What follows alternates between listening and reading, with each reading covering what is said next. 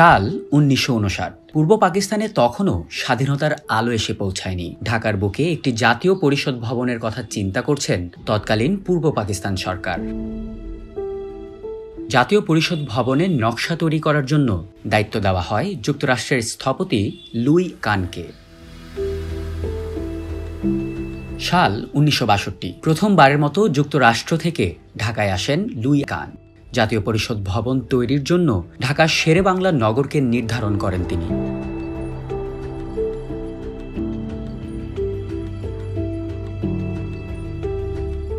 মূল ভবনটি অক্টাগোনাল বৈশিষ্ট্যের নকশা তৈরি করেন লুই কান। অক্টাগোনাল ছাড়াও আলো প্রবেশের জন্য মূল ভবনের কাঠামোতে বৃত্ত, ত্রিভুজ, চতুর্ভুজের নকশা করেন এই স্থপতি। জাতীয় সংসদ ভবন নিয়ে লুই কান একবার বলেছিলেন, a great building must begin with the unmeasurable, must go through measurable, means when it is being designed and in the end must be unmeasurable.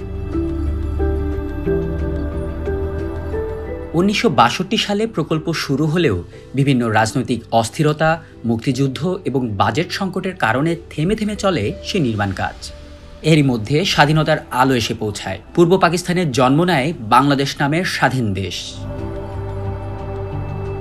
১৯৭১-এর পরে নির্মাণাধীন অবস্থায় জাতীয় পরিষদ ভবন থেকে নাম পরিবর্তন করে রাখা হয় জাতীয় সংসদ ভবন।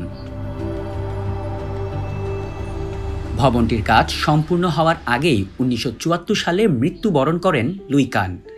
শেষ দেখে যেতে পারেননি তার জীবনের সবচেয়ে গুরুত্বপূর্ণ ও সদ্য জন্ম নেয়া দেশের সার্বভৌমত্বের প্রতীকের নির্মাণ কাজ। পরবর্তীতে তার রেখে যাওয়া নকশার ভিত্তিতেই ১৯৮২ সালে ভবনটির নির্মাণ কাজ সম্পন্ন করা হয়।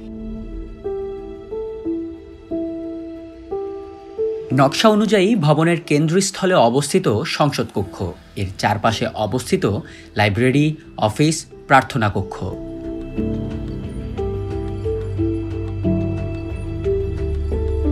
জাতীয় সংসদ ভবন কেবল ইট, কনক্রিট আর পানি দিয়ে গড়া একটি স্থাপনা নয়।